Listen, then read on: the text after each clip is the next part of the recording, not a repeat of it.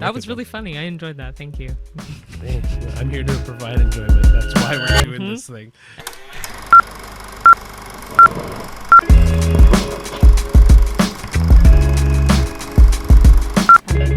Hello. Welcome back to the 10th episode of the A-List Admission. I know. It's been 9 weeks of us doing this. I know. And the last time we were going to keep counting these damn episodes. Yeah, because it's a lot. I mean, after... Well, it's not a lot. It's more like we'll be counting like half birthdays. Be like, oh, this is the 30th episode of the...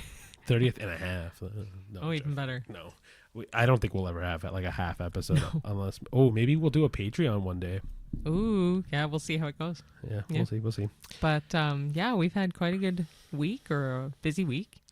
Yeah, today's a weird day because normally we record on a Saturday and today's a Friday. Mm-hmm. And so, me and Shane are both battling like headaches. Yeah, so if I'm like twitching extra, it just, been a rough one with the weather change in Ontario. Yeah, and then on top of that, like on top of the headaches and Cheyenne twitching, it's so we've both been working today, and so it's a little bit of a more chill kind of vibe today with both of us, but that's okay. Okay. It's like lo-fi. But yeah, so you guys would have just seen us, or you guys, the last episode was the Pixar episode, so we haven't actually recorded an episode in like 2 weeks. Yeah, it's been interesting. I mean, we had the Saturday off last Saturday, so that was good. Caught up on some stuff. So yeah. But I kind of like the Friday night vibe. It is a lot more chill and like relaxed to me. So, but the one thing that we have to say is like the movies that we're reviewing would have started from the 21st of February, right? Mm-hmm. Yeah. So essentially, because 21st was the Friday. Cineplex does do pre-release on Thursdays for some stuff. Right. So we would have seen it on the 20th. But yeah, so we're reviewing the movies of the week of the 21st being the Friday, the 28th being today, this Friday, or the last Friday for you guys. And then we also have some fan flicks for you guys this week. Yeah, we have 5 movies to cover all together. Yeah, that'll be the bulk of our episode, I think, anyway. For sure. And then we have a little bit at the end. Which I'm excited for, actually. Yeah, I'm really excited for it too. Actually, I didn't think I was going to be excited for it, but I definitely am. So those 5 movies include The Monkey, Last Breath, Trilogy of Terror, Operation Fortune, Ruse de Guerre. I am not going to say that right ever, but it's fine. Fucking French. And the last one. Oh, Star Wars, Episode 4, A New Hope. Sorry. I was almost waiting for me to do this? No, truthfully, I almost said The New Hope, and I'm like, that's wrong. You have a big thing with articles. And the. Anyway, so Star Wars Episode 4, A New Hope. Yeah, Star Wars being the weird one because no one actually suggested Star Wars, but we suggested it ourselves. Honestly, so we've been watching Clone Wars, and anybody who's a Star Wars fan and has seen Clone Wars knows it is the best TV show to get a lot of like lore in and like really get into the Star Wars vibe. And I've seen it. Cheyenne hasn't seen it. And we're over halfway done, and I'm obsessed. I would rewatch it in a heartbeat. But it got us in the mood to watch A New Hope or the whole series again. But we have to also watch Rebels afterwards. Which is more than fun. Oh, yeah. So we got tons of Star Wars to do. But we're not focusing on Star Wars. Like, that's just a little side tangent. Yeah. But yeah, so... Let's get to it. Oh, yeah. Do you want to do the first one? Yeah. Knowing my horror love. First one we did see was The Monkey. It's directed by Osgood Perkins, and if you know of him at all, or if you don't, he directed Longlegs. Really good movie. Like, a lot of people loved it. I wasn't the biggest fan of it, but I'm willing to give it another try. Longlegs in particular? Okay. I thought you were talking about this movie already. I haven't gotten to my rating yet, but we will. Anyway, it's based off of a short story written by Stephen King, and I'm a huge fan of Stephen King's books. For any fans, my favorite is 11/22/63. Excellent book. Oh, man, I'm like zoning out today. You're good. It's okay. I can keep talking all day. No, I thought you were mentioning your favorite like book series, and I'm like, I don't know that one. No, that's the title of the book. Yeah. Anyway, it was made into a TV show, like a miniseries. I didn't know that. Yeah. Cool. Anyway, it follows 2 twin brothers who find this like weird wind-up monkey in their dad's closet, or like their father's belongings because he's since passed, and like chaos ensues with this monkey. And like whenever he with wind up monkeys, they have the symbols. Whenever those symbols clash together, some weird like deaths end up happening, which is always interesting. Come to be expected in a lot of Stephen King movies. But yeah, it has Theo James in it. It has Elijah Wood. It has Tatiana Maslany. Those are like the main three. Theo being the main, I would say. Yeah, but anyway, he plays twins, which is really interesting. Oh, who? Theo James? Yeah. I didn't know it was the same kid. I actually kidding thought me? it was two He's different fucked. kids. Are you No, kidding I me? genuinely thought it was two different kids. Okay. No. When he's older? When Theo James is adult? Oh, yeah. No, Why the fuck is Theo James playing a kid? I didn't know if Theo James was the kid or the adult. That was hella good CGI then. No. Well, I mean, there is some really good CGI. I believe it was two different boys who played the young version of Okay. Theo James. But Theo James, when he's older, plays both. Yes. No. I genuinely thought when you said Theo James played both, I thought you're like both kids. Oh, no. I'm like, holy cow. That would be really wicked. weird. Anyway, That'd be that was wicked, really funny. I enjoyed that. Thank you. Hey, I'm here to provide enjoyment. That's why we're doing this thing. Anyway, it does have a lot of dark humor that combines with the horror, which I appreciated the dark humor a lot because the horror wasn't that great. But well, I mean, and then so a little bit of like a trigger warning for people who do want to watch this movie. It is very gory. Yeah. And when I mean gory, I mean like The Shining gory. No. The bloodbath in the elevator? That is nothing compared to this movie. Well, I have seen worse in a bunch, but Quentin Tarantino times 10. The reason why we say that is like a lot of explosions, a lot of guts, a lot of like that. So kind of gory idea. in the sense of a lot of flash. Yeah. Yeah. Because like The Shining's The Shining's just a bloodbath, literal bloodbath. And like even the big scary scene where he's chopping through the door, like it doesn't lead to anything super gory. So then like Django Unchained times 10. Or Hateful I don't Eight even times remember 10. I don't even remember how much gore is in Django. There's a lot. I just remember a lot of blood. There's a lot. Like the cutting up and like chopping stuff and flesh and all that. Anyway. Okay, cool. There's a lot in Quentin's movies in general. Well, yeah, that I So knew, let's say that times 10. Fair. But there is a lot. There is just a lot. Trigger warning if, like Ricky said, if you're not a fan of gore or blood in horror, I wouldn't really recommend this movie.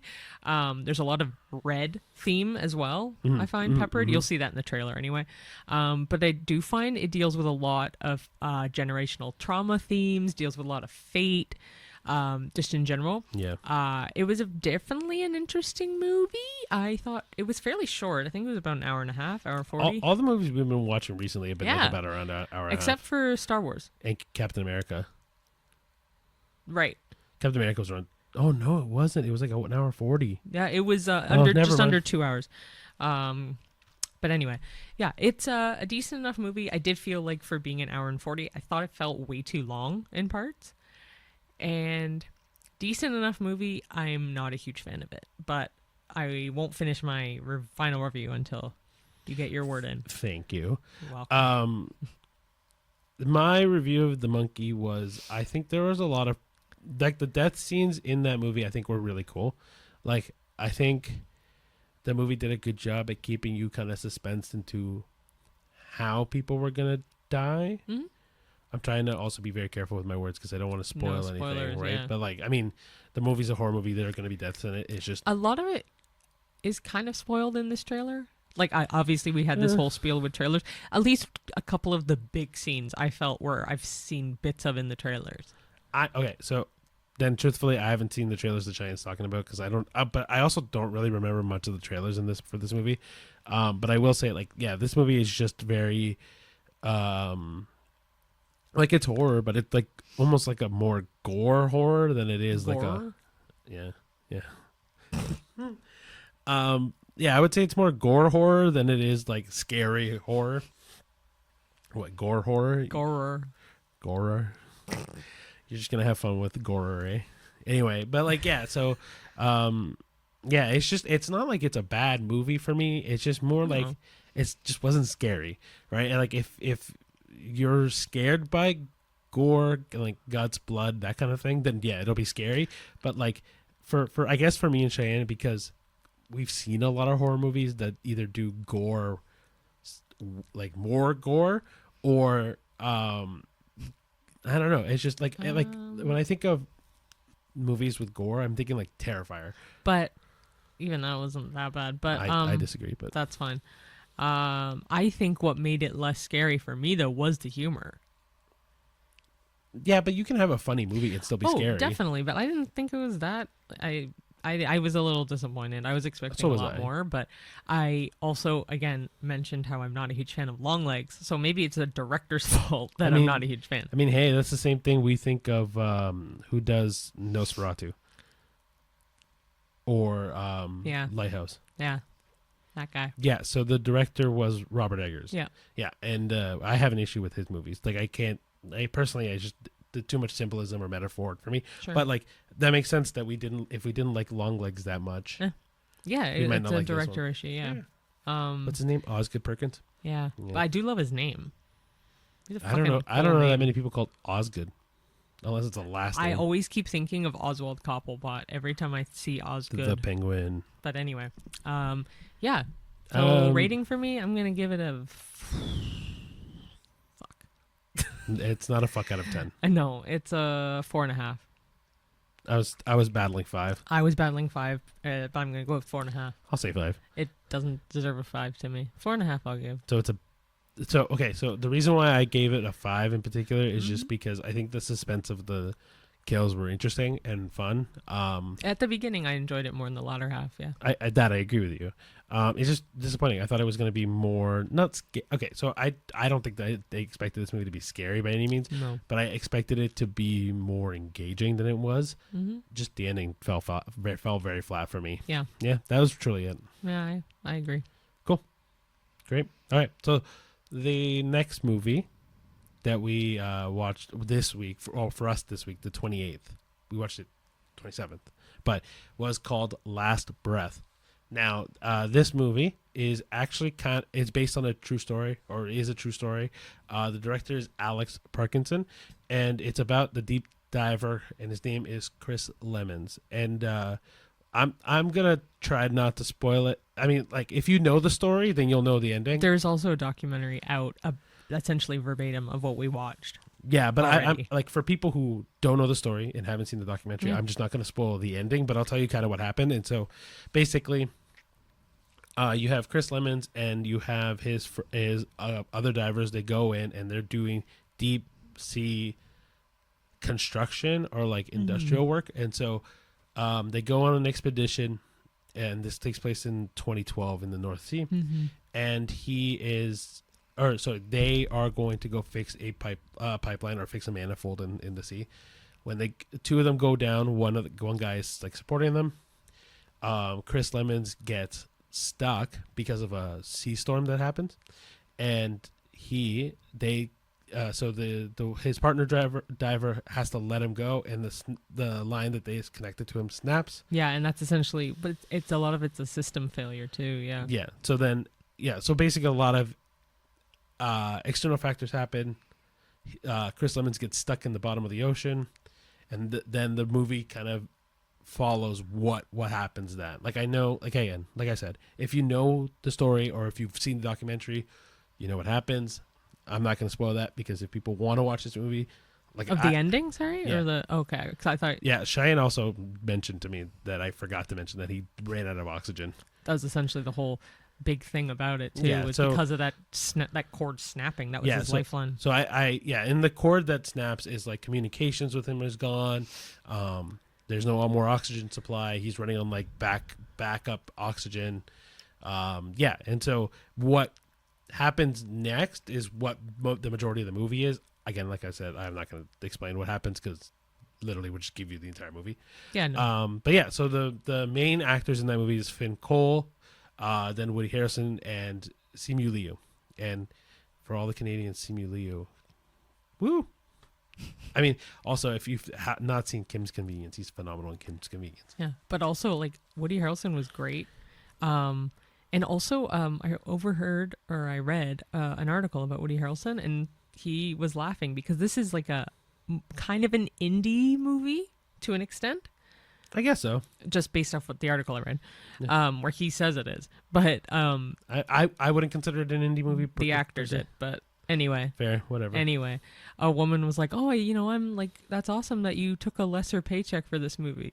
And he's like, "What do you mean?" He's like, "I do movies like this. Like, what are you talking about?" Like anyway, I just thought that was a really That is odd weird. thing for someone to say. But Finn Cole, I thought was fantastic. Yeah, I've never heard of him. So yeah, to quickly go into my review for it would be like, so I think everyone acted their butts off. I think they did a really good job. Like, even so Simu Liu at the very beginning is very like stone cold, and like I was worried that was going to come off as very one note, and so I was like, oh man, he's better. He like hopefully there's more like emotion later on, and then he again dials it up. Like the movie does a very good job with all the acting. Like there's one guy that the manager, I can't remember his name off the top of my head, but he is the guy that operates all the divers. He does a phenomenal job at like exuding so much emotion. Oh, Craig, thank you. That's the character's name. Actually, no, wait, his real name is Craig too. Is he actually? That's not the actor. The actor's not the actual Craig. Yeah, but in real life, Craig is the actual name of Craig that. plays Craig, is what I'm saying. Essentially. Okay, cool. But yeah, Craig, the manager, he's literally in a chair talking to a screen for the majority of the movie, and he does a phenomenal job. Oh, it's so good. Everyone plays such a pivotal role, but it shows you the like intense portrayal of human resilience, 100%. Like one of the things that I know I was worried about, and obviously Cheyenne was very worried about, was anxiety levels. Well, I can explain that part on my end. But sure. Okay, I'll let Cheyenne explain. Okay. Well, no. I keep cutting you off. I apologize. It's fine, but I'll finish mine quickly. Truthfully, I didn't know the story. I thought once we watched it, the story was phenomenal. I thought it was great. I like, and because I have a science brain, obviously with my bachelor's degree, it like this movie still kind of like shakes me. I'm like, holy cow! How did this happen? Like, this is it to me. It's just crazy. But yeah, I honestly really, really did like this movie, and from what I'm hearing, it's a very like a lot of people are taking it very positively. Mm-hmm. And so I really hope a lot more people see this movie for being, I guess, an indie movie. Again, like I don't see that as an indie movie, but if it's an indie movie, man, I think it's not it's not a mainstream movie. Super well-known production company, I don't think. Fair enough. But I do really hope a lot of people see this because it was a really cool movie. Mm-hmm. No, all I was going to say was a true stories cause me major anxiety attacks. Mm-hmm. To an extent, it depends on the true story. If it's anything in outer space, I will devour that. I realized if it's anything related to underwater depths, I love the ocean. I love dark water. I love sharks, all that. But I'm like, oh man, this like was freaking me out. But I did look up prior the what happens to the guy because I wanted to lessen the anxiety. But now that I think about it, I'm like, it doesn't bother me as much as it did in the moment. But in the moment, it did make me very, very anxious. But it was well worth watching. Yeah, I was telling Cheyenne, like, at least in my brain, the deep sea, as I point out, the deep sea and the outer space are kind of like of similar worlds to me because they're like obviously outer space, no one can hear you scream. I love the idea of being shot into space and you just get stuck up there. No, see, I think that's crazy because for me, like, I can't breathe up there. My air will run out eventually. I can't breathe underwater. Sure. My air will run out eventually. Sure. It's just like, to me, the sea, like being stuck in the bottom of the ocean and being stuck in the middle of space would scare the crap out of me. Less so space for me. I absolutely love the idea of it. It's neurotic, but I love it. I think that's the white person in you, quite honestly. I don't know. I feel like maybe this is just me being very, very general, but no, I think it's just me being abnormal in thinking that it's a chill vibe to go up in space and just not have any form of. I don't know. I think it's a very normal thing for like Americans, Canadians, British people, like that are very much like white. No, I say okay, fine. I was trying to avoid white, but like even though I said it, but. Yeah, I think white people are more adrenaline junkies than other races are. Like, I don't know. I actually don't know. But I mean, kind of. I could see that. I mean, I own that. I would love to be more and I own the fact that I don't want to go skydiving or deep sea. I still want to go parasailing, but that's a separate thing. Yeah. Well, I mean, that's still an adrenaline thing. Yeah. But like with true story movies, like I love Imitation Game, stuff like that. Those kind of true stories, I'll eat up no problem. But those are always based more, whereas this was like a literal dramatization. It even says at the beginning of the movie, this is a true story. That's what based means, by the way. I know, but this one didn't anywhere say based. It just said this is a true story. That's the difference for me for this was like, oh crap. Like, yeah, like Cheyenne said, a lot of movies do kind of take the like, oh, let's make this a little bit more dramatic. Yeah. This was dramatic alone, and it didn't need that extra like push for that. I don't know. So my rating for this movie truly is like an 8. I was gonna give it a 7. Okay. I had a 7 in my head the whole time. So yeah, for me it was an 8, just because like I think the difference for that one whole point for me in particular was the science of it. The ending does up my rating. Yeah. Yeah, 100%. Like because it's unfathomable, but yeah, please consider watching that. Even if you're not a huge fan of true stories, the ending is so mind-boggling. It's almost like it's not a true story. It's almost like it's a work of fiction, and it's not. Yeah. So for those who do see it, or have seen it by the time this comes out, please actually write in the comments about like what you think how this movie ends, or if you already know the story, let me know how this movie ends. Maybe just like spoiler alert for anybody watching this video. Don't look at the comments, I guess. But like, man, this is one of those movies where if we did live streaming, we would talk hours and hours about how crazy the ending of that movie was. Yeah. Cool. Okay. All right. Now on to our double fan flick section. I guess triple. I guess quadruple if you're really going to talk about it. Oh, yeah.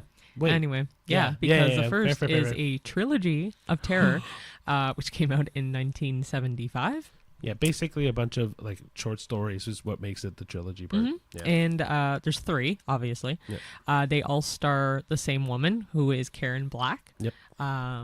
Each story, it's a very short movie. It's about an hour and 10 or 12 minutes. It is very, very short.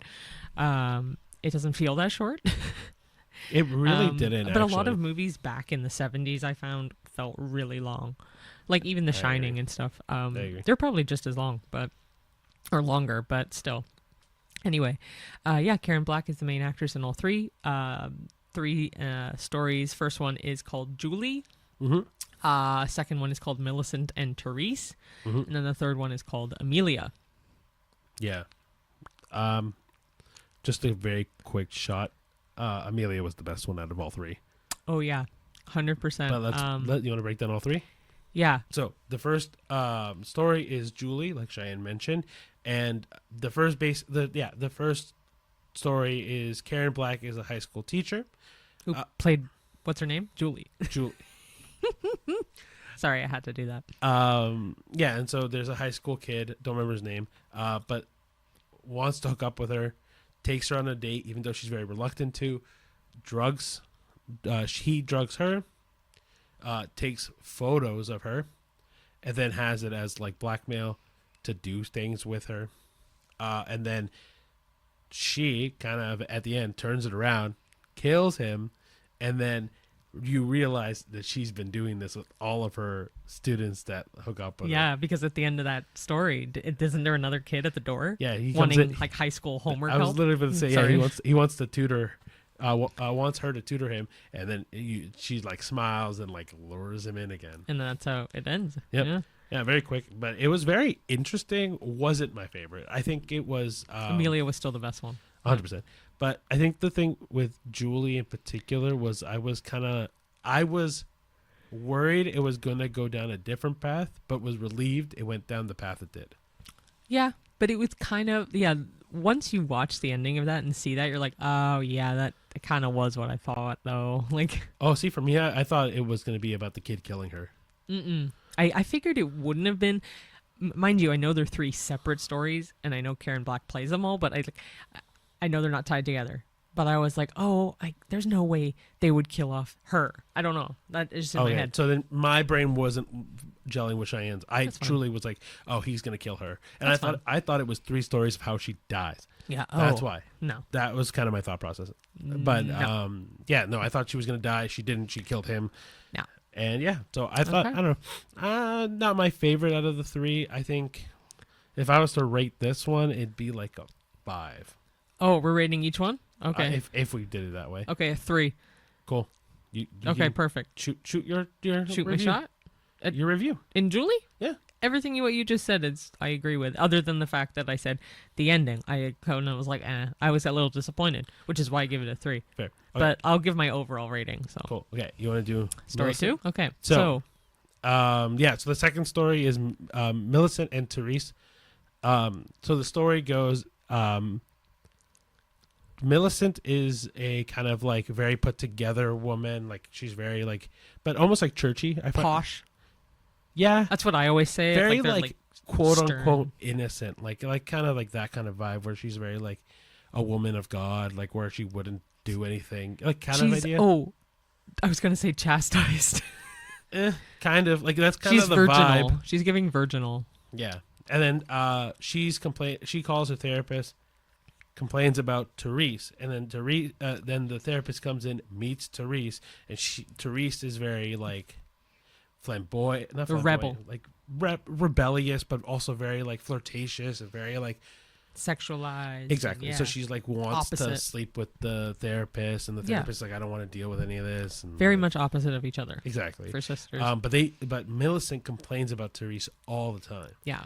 And so especially to the therapist, and then Therese kicks out the therapist.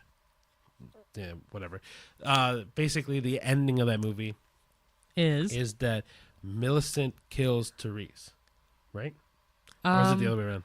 I don't think it really matters once you find out. Yeah, anyway, I'm pretty sure Millicent kills Therese. Millicent kills Therese, and then you find out that Millicent just killed herself. yeah, because Millicent and Therese are the same person. Yeah. And that the therapist, when he finds the body, basically says to the coroner kind of guy, medical examiner, that this is the most severe form of split personality that he's ever seen. Which this one I gave me vibes of Psycho, not exactly the same, but more how Anthony Perkins in Psycho, like how he had his mom there and she was dead the whole time. Yeah. Like it gave me the same vibe, same kind of era. Oh no, not same kind of era. Way later, but this gave me the same vibe. I'll give you that. I would give this a 4 out of the. I have my rating is actually elevates. So this one actually is lower. So this one for me was like a 3 or a 3.5, 4. Okay. And I only say that because I saw this one coming from a mile away. Yeah, I know. Like I did for both. Like this is not a good fan flick. No offense. It's okay. I will say though, the one thing about this movie, like you mentioned, it reminds you of Psycho. This reminds me of Split quite a bit. I mean, very on the nose. One, but yeah, very on the nose, but not really. More actually, probably more accurate than Split. Yeah. That's maybe. supposed to be DID, I think. It is technically DID, but like the thing with Split is you say this is tamer, but like someone dies. Well, yeah, I know. Anyway. Well, on the other end, the third and final in the Trilogy of Terror is called Amelia. And I'll let Cheyenne explain this one. Okay, this one, hopefully I get it exactly right. Full disclaimer, I've watched this movie, but a lot of it I'm like, what happened again? So that's why Ricky's explaining these way better than I ever could, because fuck if I know. Yeah, I will say there's been a couple cuts in this that we've been like, wait, what and I is this apologize to make the editing harder on you. It's all good. I don't mind it, but okay. But if Cheyenne can't get it, I will cut it. If I'm off, you can edit. Go for it. So I was going to explain the third story, Amelia, but evidently Ricky will definitely explain it better than I could because bits are in and out for me. So go right ahead. So before I get to that, it's kind of funny that I'm explaining these so well because I was also half asleep watching these movies. Yeah, you definitely were. I wasn't.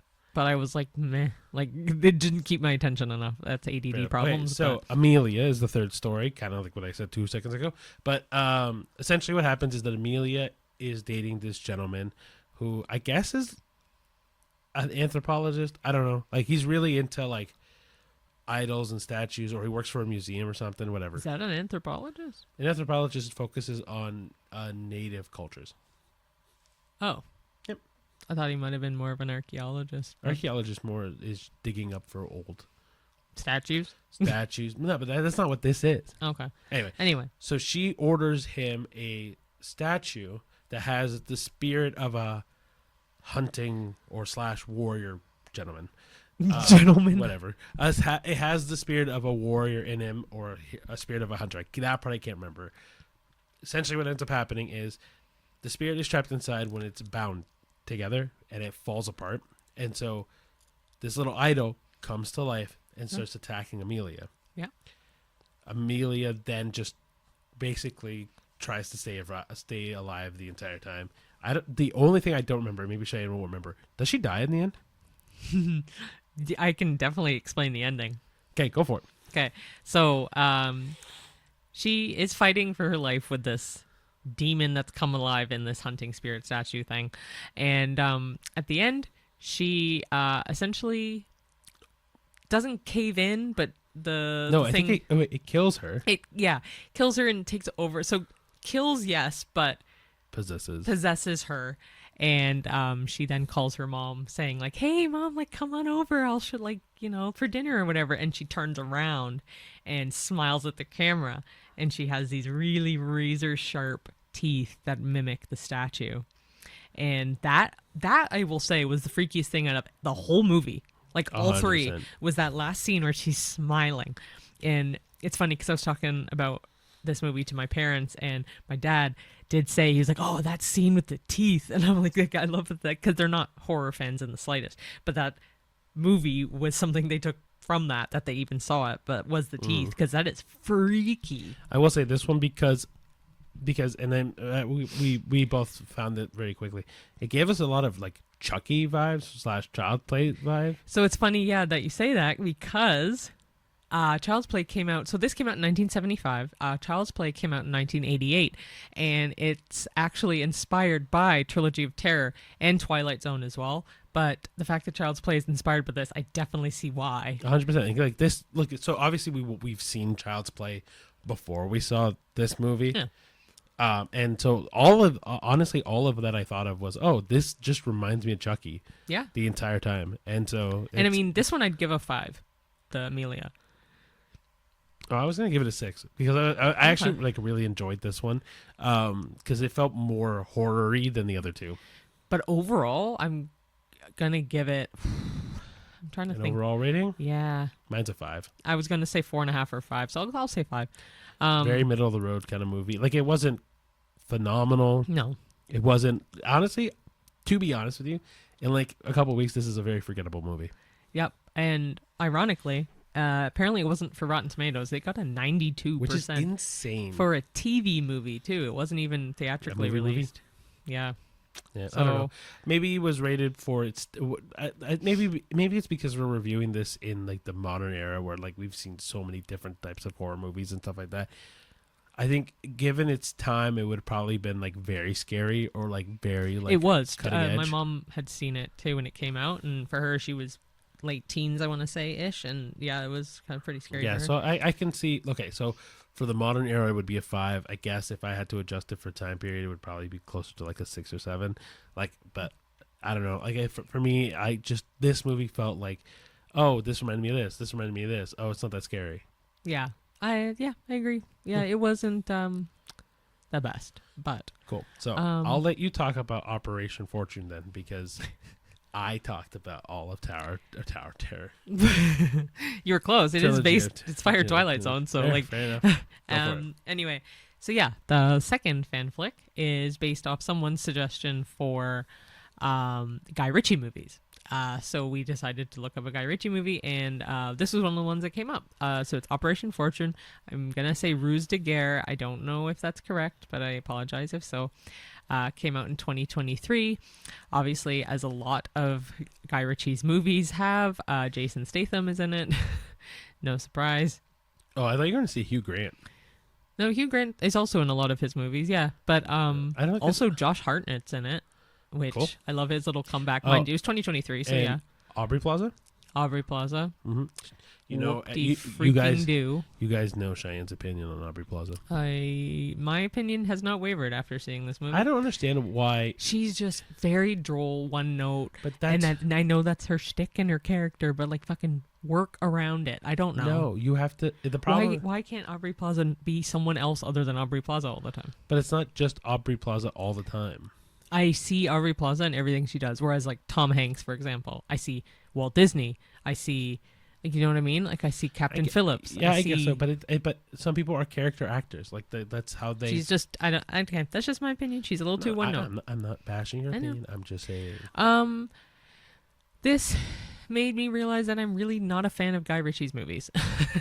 So, after seeing a couple of them anyway. I think The Gentleman is okay for me. I'd have to rewatch it. Like, I remember not being a huge fan. Aladdin, I actually didn't mind, but I don't consider it.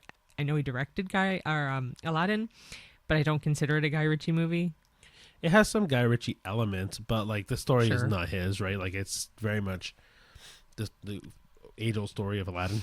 Yeah, a lot of his movies I'm just kind of meh. They're all I could live without watching them really. It's actiony, it's fun, but it gave me vibes of 10 other Guy Ritchie movies. So fair. The one movie that we wanted to watch as well, but we didn't watch it this week, was Rock and Rolla. Yeah, which I have heard from a couple of people and a close friend of ours too, that it's a really good movie and it's like all made with music or no words or something like that. Like there's something about it. We'll do more research on it. One day we'll watch it, but like, yeah, to kind of piggyback on what Cheyenne said, Operation Fortune was not like revolutionary by any means. Like the one thing I would say is I think The Gentleman is better than Operation Fortune, but again, like that's not saying I think the acting in this was really good. Like Jason Statham does it, like again, kind of like Aubrey Plaza. Actually, Jason Statham is the same in everything he's in, but I love whatever he's in every time. Yeah. What else? Yeah, Aubrey Plaza. I really like Aubrey Plaza a lot. Yeah, I'm trying to think. Josh Hartnett is his first name. Good for him that he's making his comeback. I don't know if this was a part of his comeback. I don't know, but it was only 2 years ago. Was this 2023? Oh, I didn't know that actually. Yeah, and Trap was last year, so like he's making. Yeah, he's definitely making a comeback. I don't know. I like Josh Hartnett, but Hugh Grant I think is the one character in this that really steals the show. Mm-hmm. Like he's like Hugh Grant. Anytime he's in, he has so much persona and so much like drive. But I also know that there's like a lot of people that aren't a fan of him based on how he acts. But I also like the fact that he got out of his typecast of rom-coms.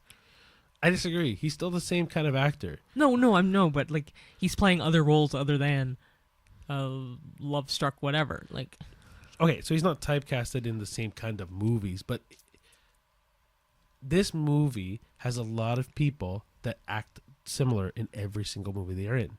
Jason Statham does that too. Right? Oh yeah, right. But I don't mind him. But it's just, but he's the exact same every time, right? Aubrey Plaza, same thing, and then Hugh Grant. Unfortunately, I'll admit that he's the exception to this rule because he does do a lot of things that are different. Yeah. But at the same time, he's very charismatically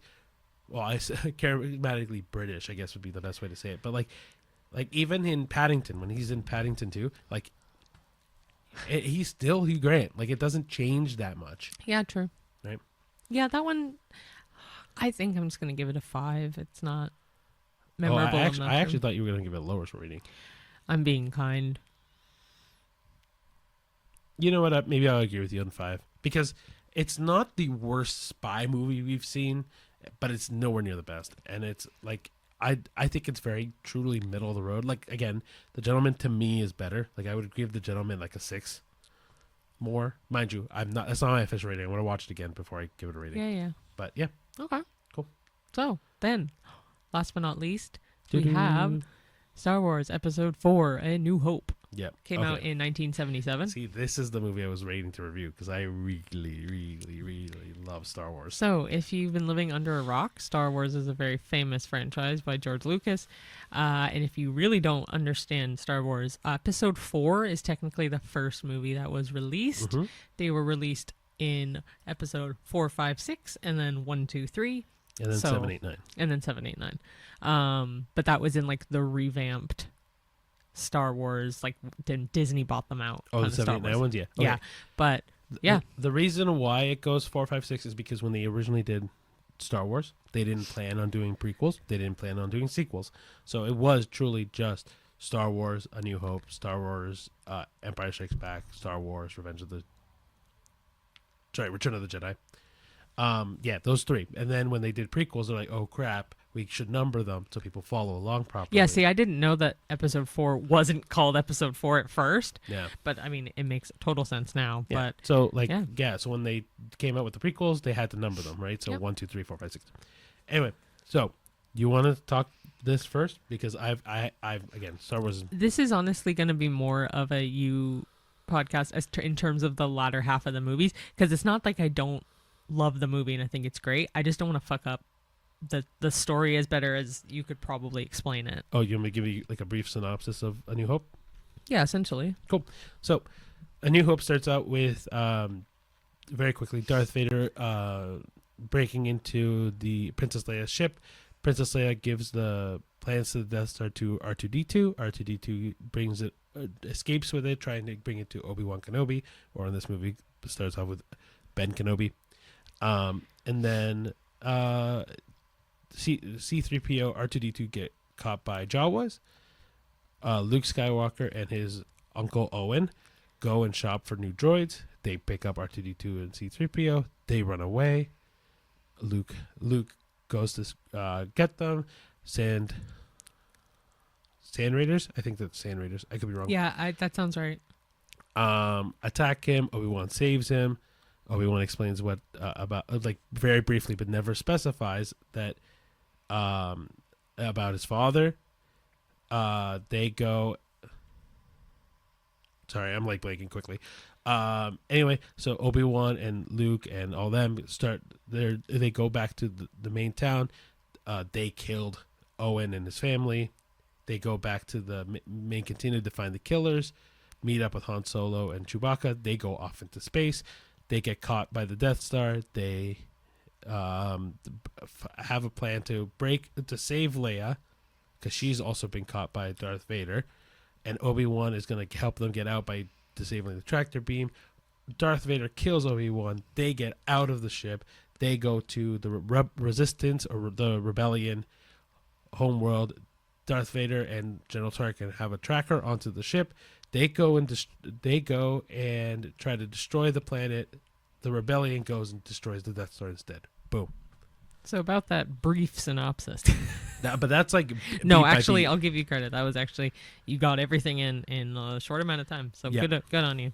Yeah, that was really a very quick synopsis. But again, that was being a very brief synopsis. If you have not seen Star Wars, do yourself the pleasure of watching it. Like, if you don't like sci-fi, though, don't watch it. Like, that's also legitimately fair. Don't watch it, because I know some people who do not like sci-fi and have never wanted to watch it because it is sci-fi, and it is pure sci-fi through and through. Yeah, it doesn't get much more sci-fi than this. Yeah, but it's for us huge sci-fi nerds, we're obsessed with the series as a whole. But like, it's such a good movie. First one's amazing. Yeah, I will also say, like, Star Wars in a whole is, especially the first three, introduce a lot of what you get for a lot of twists in modern movies as well. So, like, I mean, I'm not gonna spoil it, but whatever. But like, well, it is a fan flick. There's nothing to spoil I already spoiled other than New Hope, but one random thing that the Wilhelm scream is in this movie as well. Oh yeah, I've been trying to introduce Shay into the Wilhelm scream for ages, and then this. Well, movie I knew of it. I just didn't. There weren't a lot of movies in my head that I'm like, oh yeah, the Wilhelm scream. But I think it was also like you couldn't pinpoint the Wilhelm scream. Yeah. So. But like, yeah, so this movie has the introduction of the Wilhelm scream. Basically, quick summary: there's a specific scream in movies that gets recycled. It's also in TV shows as well. But the first one that I remember hearing was in it's not the first one ever though. No, I know it's not. I'm just saying you said introduction to it, so I was like, the first one I've been introduced to was A New Hope. Okay. Yeah, that's all I was gonna say. Yeah, see, I wouldn't have registered that was the Wilhelm scream at all, so I'm glad you clarified that when we watched it. 100%. But no, I thought it was great. It's just so nostalgic, and like, it gives me vibes of going back to Walt Disney World. I haven't seen Galaxy's Edge. We haven't been there since they've done like Galaxy's Edge, but Disney's too expensive. Yeah, but seeing like Star Tours and the whole Star Wars section, it's just so nostalgic, because they do a lot of episodes 4, 5, 6 in the theming and stuff, or they did. They may have changed it since, but I think one of the things that I got from this when watching it, because I should also preface, I never grew up watching sci-fi, fantasy, weird Yeah. genres like that. My parents were just not into it, and so I wasn't exposed to it. I got exposed to it when I met a bunch of friends in middle school, and so they introduced me to this kind of world. When I watched it, one of the things that I grew to love from it is just the things that like it's little things that you want to do that you just can't do. So like, and Cheyenne will laugh at me because she knows that what I'm going to say in a second is there'll be times when I'm super lazy and I'll be sitting on the bed and I can't reach the remote and I just stick my hand out and go. So that was the funniest. The one time I remember doing that because it was so genuine. He just looks up and we were watching TV or something and we had a table lamp and the table lamp was on. So he wanted to turn it off. And I just remember it was just out of nowhere. Genuinely, you're like a whole Vulcan mind melt kind of vibe. No, that's the wrong sci-fi. I know it's the wrong sci-fi, but I'm just saying in general, that vibe, you're like, or like Doctor Strange, you're like focusing on the thing to fucking turn it off. It was so cute. Yeah, no, it's funny because it's like every time I think about it, I'm like, man, I really wish I had the ability to use the Force. Or the webbing from Spider-Man too. Yeah, true. That'd but be cool. But no, but I'm saying in particular for this movie. Sorry, yes, the Force. I would love the Force. The Force would be with me. But I think this is also. I think it's. We should do. Sorry, I'm back sidetracking here. For May the 4th, we should do the Star Wars episode. Just saying. Yep. Anyway. Yep. Yeah, I don't know. Star Wars to me is kind of like this, like, fun idea. Like, there's so many things in it that I wish I could do. Like, I wish I could actually have a lightsaber. I wish I could use the Force. I wish I could have a droid. Yeah. I mean, if I could have R2-D2 all the, even his little screams are amazing. I would use C-3PO all the time for his translator. All right, C-3PO to me is the super annoying one. I cannot. He is annoying. I love R2-D2. But I mean, and in future ones, BB-8 also really cute. Oh yeah. But yeah, so like I don't know. I think Star Wars is really like when I got introduced to it, I thought it was like a brand new world that I was only really just scratching the surface of, and like that's kind of why Clone Wars is so cool, because then obviously once you get to the prequels, you'll get to learn so much more about this universe. And like, and again, we'll go into a huge deep dive on Star Wars maybe on May the 4th, but I would love to around May the 4th. But like truthfully, it's just Star Wars to me is such a fun story that like A New Hope just really kickstarts. Yeah, and for me, so my parents also not a fan of sci-fi, sort of. Star Wars definitely not a fan. Certain other ones like Alien, yeah, they liked. So it was like a weird, maybe like an astronaut-y outer space. But anyway, I think it was episode 1 or 2 that I got to see in theaters because I was very young, but my parents took me to see it. Halfway through, we left because they did not like it. And so I never got to fully see it in theaters. So I grew up not really watching it either. So I was like, I love sci-fi. I love the idea of space and what's out there, what's not out there. So I started watching all these sci-fis on my own time as well. And I was obsessed with Star Wars watching it. Like, it's just the idea of this universe. And so many things have backpedaled off of this series now.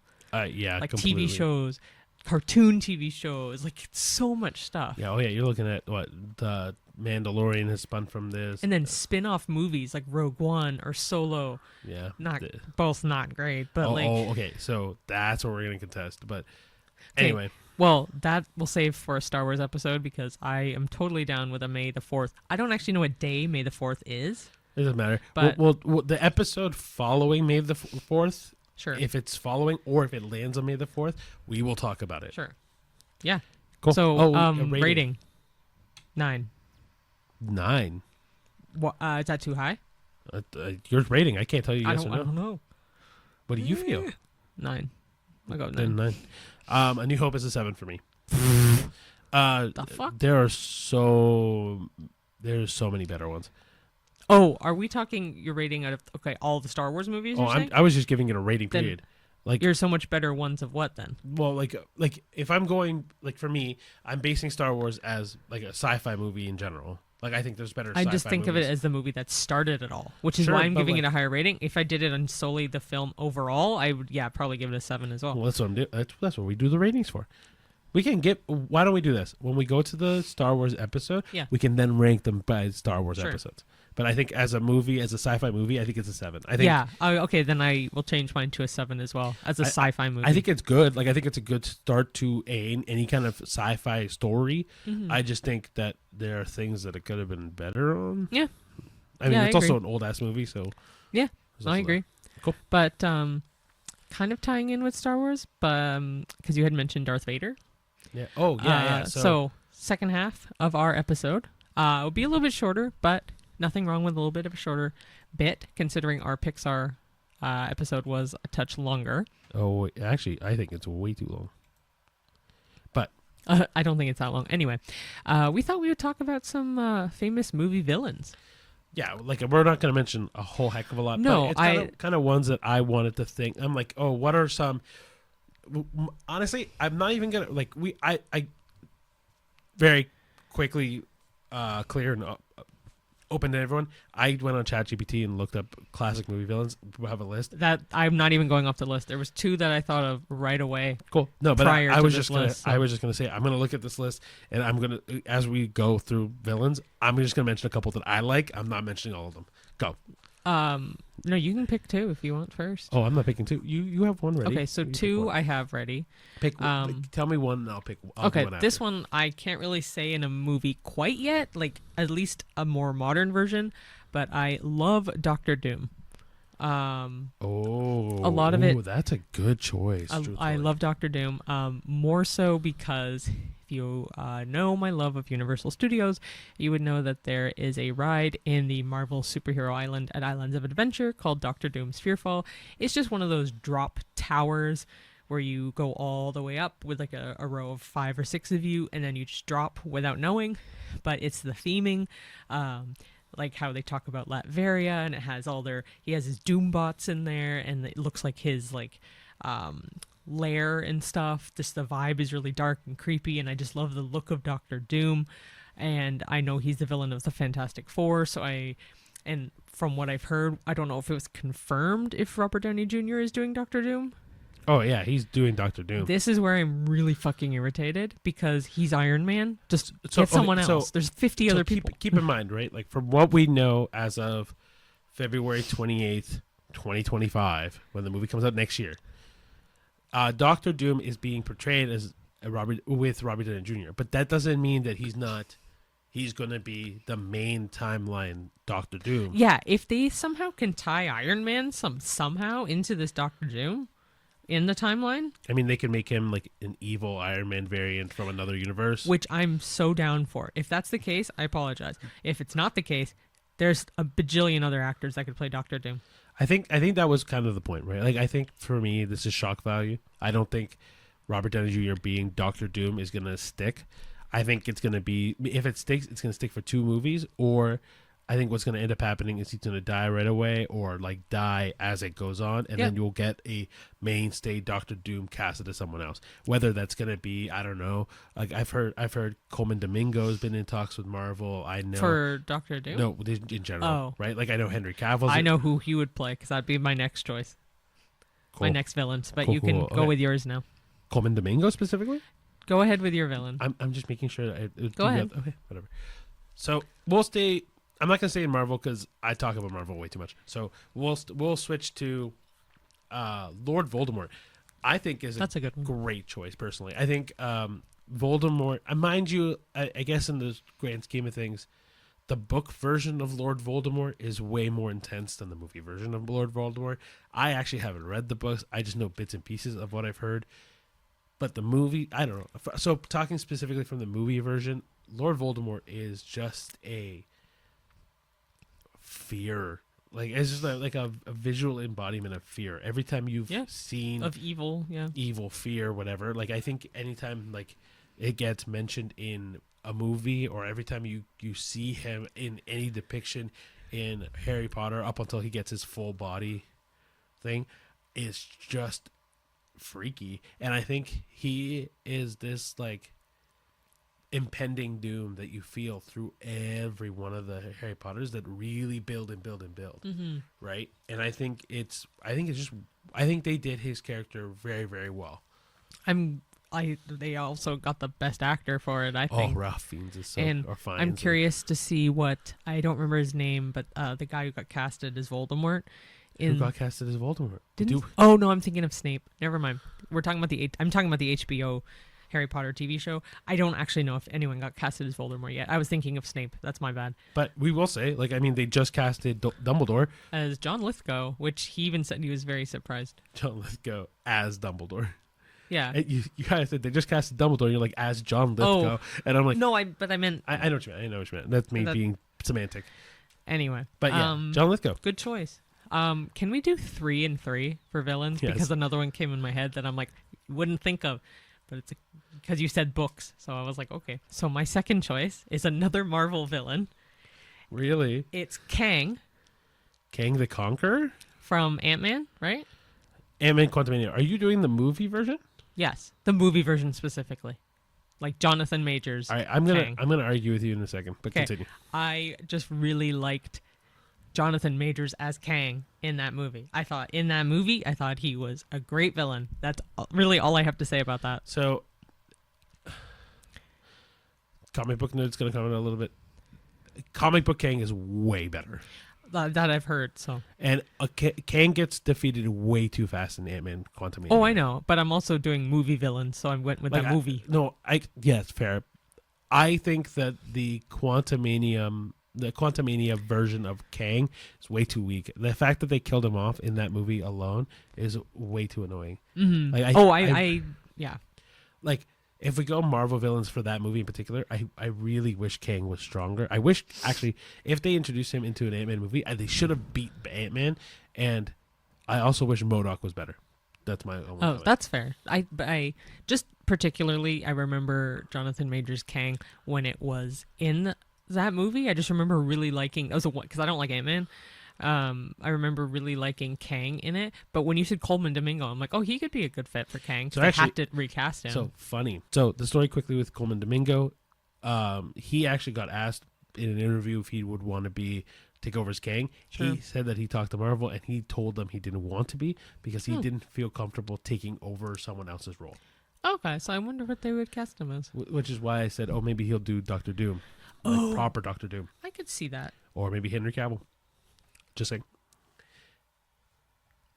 No. You wouldn't want it, but I'm just saying, I'm just shooting out names. No? No, because isn't he the cannibal? Henry Cavill is not the cannibal. Fuck, what's his name? Armie Hammer. Yeah, which, again, I'm not claiming he is. That's just what's on the news everywhere, but apparently that has actually been put to rest, from what I've heard. Anyway, sorry, I always get them mixed up, though. But anyway. I'll do my second villain is Scar. I know it's on this list as well, but I actually really like Scar. I think not including Mufasa and the live action Lion King, and even though live action one is basically the same movie, we'll talk about animated ones. The Scar in the animated Lion King, I think Jeremy Irons knocks it out of the park. Oh, Jeremy Irons is fantastic. I think Jeremy Irons plays that character to perfection. His English accent works so well on this character. He is menacing. He's sarcastic. He's funny. He's menacing. He's also phenomenal singing voice. Also Jim Cummings. I also know you did a part of that. I was just about to say, didn't he have to fill a void or something? Yeah. Jeremy Irons lost his voice as he was singing that song. That's what it was. Yeah. But yeah, anyway, I think Scar is a phenomenal villain because you root against him every single moment, but at the same time, you like him. Yeah, for sure. That's a good choice. Yeah. Okay. What's your third? My third and final is the other mother from Coraline.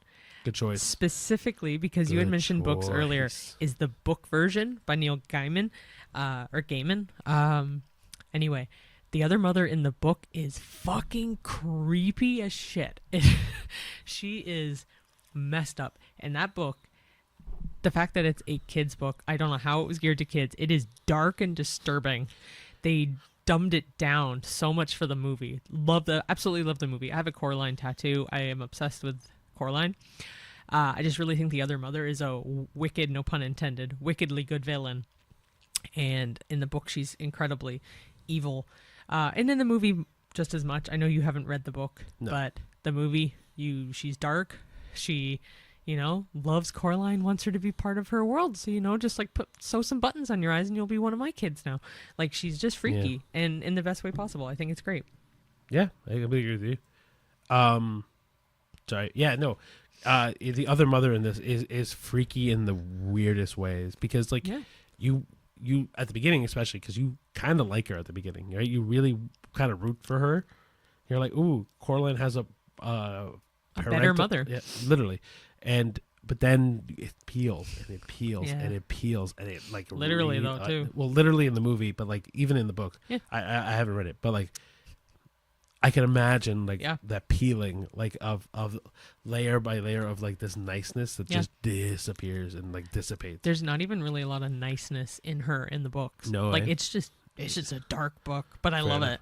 Well, I mean, it's also Neil Gaiman. Gaiman, yeah. He does dark series though. Considering he has a book called The Graveyard Book. Well, also he does The Sandman. Yeah, I know. Yeah. And then my final one I'm gonna do is I said I was gonna stay away from Marvel. I'm not. I thought of one that I really liked is the Green Goblin. Oh, that's a good one. I would have said Doc Ock too. Like they're fair enough. But actually both are good. You can do a tie. I'll do a tie because especially in the Spider-Man series. Yeah. Green Goblin, played by Willem Dafoe, is so iconically good. That smile, the wickedness, the like negativeness that gets exuded out. Yeah. I don't know, man. Like Green Goblin is kind of like the iconic villain for Spider-Man, and it in the first Spider-Man movie with Tobey Maguire, it is done so well. But even in No Way Home, when he comes back, is also this wickedly maniacal villain. Yeah. It does a good job at like this sense of dread in both Tom Holland's character and in Tobey Maguire's character. It's just characters that you don't want, or that Green Goblin that you feel from at the beginning when things aren't going well, but you hate him at the end. Yeah. Right? And then, well, if we do the Doc Ock one, Alfred Molina is so good. Like, I think anything that Alfred Molina is in, I end up really liking, like even in... Oh, for sure. Dudley Do-Right even, too. Dudley Do-Right, Raiders of the Lost Ark. Even though he's small part in Raiders of the Lost Ark. But, yeah, I don't know. Alfred Molina plays this character, Doc Ock, like, very, again, sincere at the beginning, that just has one thing go wrong that spirals out of control, right? And so you get this one, the character that you root for, and then just goes evil, right? I don't know. I really like both of them, but if I was to pick one over the other, truthfully, I think Willem Dafoe is just so iconic as the Green Goblin. Such a good, and the fact that his son like takes over too. Oh, like it's Harry, it's just a good choice. I think Harry's is worse though, truthfully. What do you mean? Harry's Green Goblin is not as fleshed out, I think. No, it's not. But I'm just saying it. Yeah, I agree with you though. Like Green Goblin, Willem Dafoe's Green Goblin is unbeatable. Yeah, he's a great Norman Osborn for sure. Oh, so. Yeah. And there's so many other villains that we could have mentioned. Yeah, these are very... we were originally going to do one or two. I had added the third because I just could have kept going. Yeah, like, I love villains. I don't know, so. like, then, like, even just quickly, like, the Matrix series had, like, Agent Smith, Maleficent, and... Yeah, there's a lot. So many. But, but anyway, guys, before we wrap up, two things. One, follow us on Instagram. Follow us on TikTok, YouTube, Facebook, Twitter. Threads, Letterboxd. Yeah. Spotify, Apple Music. Apple Podcasts. Well, but so follow us all on that. And then if you're listening to the podcast, please share it, man. Like share it, rate it, comment on it. Any communication, word of mouth goes a long way for us. We appreciate your time. The more people talk about this podcast, the more that we can invest more time into this podcast. Maybe, like I said, the Patreon will happen one day where we put even more content on there. Sure. Or whatever, guys. Like we like doing this podcast. It's fun for us. We like talking about movies. We like going to movies. The whole bit. Yeah. And second thing I can say if you want. Go for it. Okay.